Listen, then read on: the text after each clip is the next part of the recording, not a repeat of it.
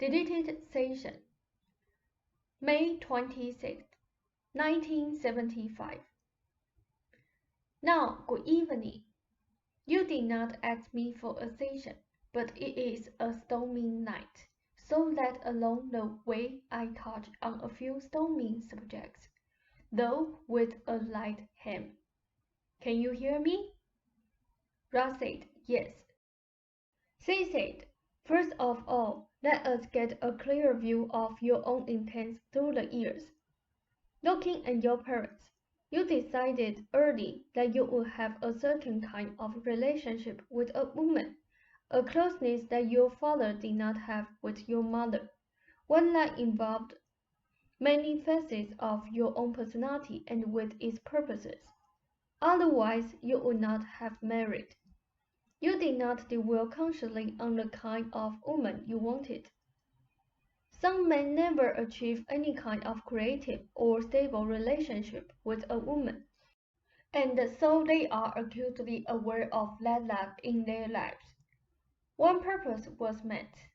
Then, when you married Ruber, your desire to paint per se did not emerge full-blown when you were a young man, and one proper self is happily engaged in commercial artwork.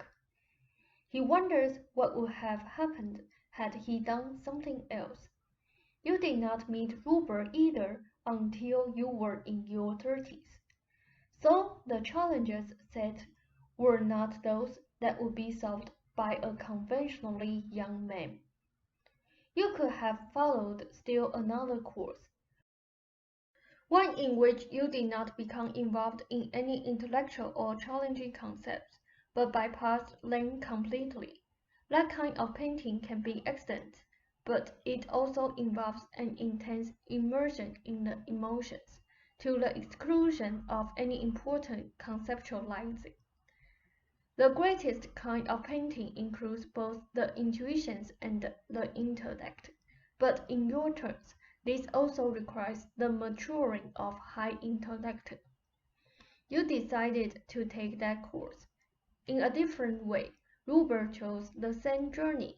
Had he not delved into deeper questions, he could very well have been the novelist, going on no further than a novelist can into the nature of personality or motivation. Give us a moment. The two of you together through these sessions help to spread certain ideas. Yet, many people not personally involved actually can use the material at times better, but they could not produce it. A very important point, and so in that area of freedom, you are so ahead of the game that ordinary behavior, by contrast, is sadly lacking. Other people realize your positions in that area better than you do. Now, in those areas where you are dissatisfied, you are not putting the material to work, for it does work in the most immediate and practical ways. Give us a moment. You both have blind spots, in other words. These appear in Ruber's physical condition. They also appear not in the work you have done, but in the work you have not done. Sometimes you can see Ruber's blind spots and point them out. Occasionally, he can see some of yours. The blind spots, of course, each have to do with the same issues, though you handle them differently. I am telling you this as simply as possible, knowing that one day I will get through. Ruber had his fantasies this morning. When he wrote them down, he got on top of them, so to speak, and he could decipher their meaning. At the risk of you considering this cornea, you get what you concentrate upon. When you concentrate upon the limitations and the distractions, then they multiply. They attract others until the present seems filled with them, while other imagined ones rush toward you from the future. When I say to Ruber, do not concentrate upon the symptoms because you reinforce them, then you agree, Joseph, and it makes perfect sense. When you see Ruber going around for days concentrating upon the physical limitations, then it is all so clear to you where his difficulty lies. You wonder what is wrong with him, that he cannot understand what he is doing. Now, I put this to you, that you spend time in the same way, but in your way, concentrating upon all that stands in the way of your work and concentration, until finally your work time seems consumed. Only now and then do you get on top of those thoughts and imaginings. You spend 4 times as much time worrying about the distractions as the so-called distractions themselves actually take. In doing so, you rob yourself of peace of mind.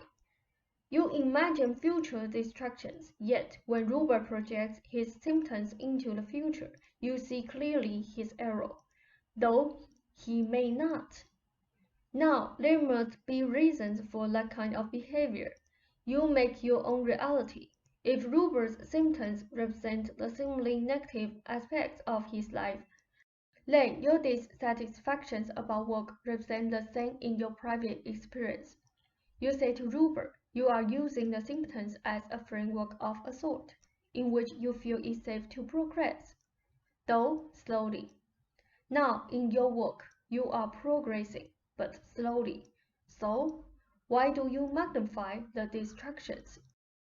If you were pleased with your work right now, the chores of the house would scarcely take your notice. You would have them done, or do them, but your creative energy and your thoughts would be involved with your creativity, and the chores at times would give you a necessary enjoyed change. The chores you have to do, either of you, are laughable. Now, it is obvious to you that Ruber uses his symptoms to control his spontaneity, to meet it out, so to speak. You would never take on such symptoms. You should by now understand some of your own characteristics. They are like Ruber's, only a different mixture. You have often tried to control your painting, rather than to let it go through you onto the canvas. And precisely when you come to a point of sudden spontaneity in work, then you use the matter of distractions to slow you down. You seize upon them because you do not trust your own spontaneity in your work. Give us a moment. Ruber was going to use his abilities, come hell or high water. He did use the symptoms as a framework. You are determined to use your abilities, but you are ever on your guard to see that you use your abilities, and that they do not use you. So you set up working habits, but you do not allow yourself a real environment of freedom in which to work. You consciously tell yourself over and over that this or that bothers you. You concentrate upon the distractions in the same way that Ruber does upon his symptoms. Frank can say to Ruber, truly, your legs can straighten. The muscles are tight, but they are not impaired. And you can agree that this is true. Ruber is faced with the sensation of tightness. However, there is something there in his experience to deal with, so that his senses can conform to his belief about his body. While he tries to free it, he is faced with the lingering, quite valid seeming evidence of his senses. So you are encountering the evidence of your senses, so that the chores seem to haunt you. You do not seem to have time in a day to do what you want. As long as you keep telling yourself those things, they will be true. Ruber is trying to say there is nothing basically wrong with my body, though in my reality there seems to be. That sounds like a legitimate statement to you, and it is. I am telling you that the number of distractions in your life is laughable, though in your experience they appear quite frightening. I am free to do my painting. How many times have you said that to yourself? Yet in that statement lies great freedom, for you must change your belief. I can be free and spontaneous in my painting. I can let my ability flow outward through my fingertips and brush, so that I create an entirely new reality upon the board. Give us a moment. Some of your private and joint problems spring from cultural beliefs that you are intellectually aware of, but not emotionally free from.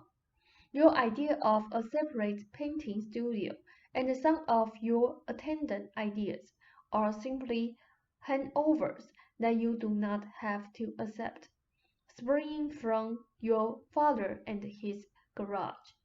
You are aware of the connection, but you make no attempt to get above it. You also have ideas of guilt about your painting that are culturally induced. Again, you recognize them, but you do not try to rise above them emotionally. The painting does not bring in money, so to punish yourself, you do not enjoy it sufficiently, but concentrate upon the distractions instead. You do your financial part with the books, but you still tie in your social identity with your painting.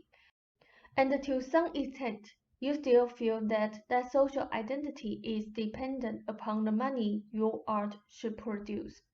So you punish yourself by not enjoying your painting time. This also impedes your spontaneity in painting, of course. You felt guilty about the picnic table for the same reason. You wanted to be able to buy it for rubber. With money from painting, you do not get on top of your own negative thought patterns. Therefore, though you can see rubbers to some extent, the answer is so simple that it is ludicrous. It is simply to believe fully in these ideas and put them to work precisely in those areas of your lives where you are dissatisfied, to apply them to your own thought patterns and rubber to his. I said once that Rubber became hypnotized by the symptoms, and you agreed, but you become as hypnotized by your own thought patterns in certain areas. When you do so, your accomplishments seem to vanish, and you cannot take comfort from them. It seems that the ideas do not work only when you do not use them. You react differently to the same set of challenges. Your strengths reinforce each other, but so do your misunderstandings. Rupert feels that if he were thoroughly better, he would add to your distractions. So when distractions seem frightening to you, he emphasizes the symptoms. If he were better, would you want him to do all the chores? So your ideas about distractions intertwine. If he were better, he could help you with the chores. But if he could, would you then withdraw to your studio and leave them all to him? All of this because distractions, so to speak, are considered phrase. All of this because you both believe there are serious impediments in the way of creative work and obstacles ever present to mitigate against your creativity. So you each react differently. At the same time, because of some cultural beliefs, you are still not all that trustful about creativity to begin with. Great talent requires great spontaneity. Neither of you really believe it. You put up barriers to protect the creative self from the exterior world, which you fear would destroy it, and from the interior world. For left alone, the creative self might just slam paint upon a canvas without discipline, or might show more than we are willing to show. We do not trust ourselves to spontaneously develop our own technique. Spontaneity knows its own order. Order springs from spontaneity, and spontaneity from order. Those refinements that you want of technique are within you now. Only your worrying stalls their actualization. Together you can solve both challenges. You can get on top of your lives in these important respects, but you must be willing to do so, and use the methods given. Both of you can help each other, and the results will seem as miraculous as this house might have, had you suddenly been transported to it 10 years ago. Now take a break or end the session, as you prefer. Ralph said, "We'll take the break."